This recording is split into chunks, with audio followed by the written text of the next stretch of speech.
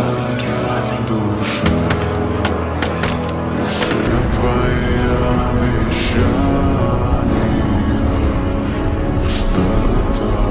Pai, nas tuas mãos eu entrego meu espírito.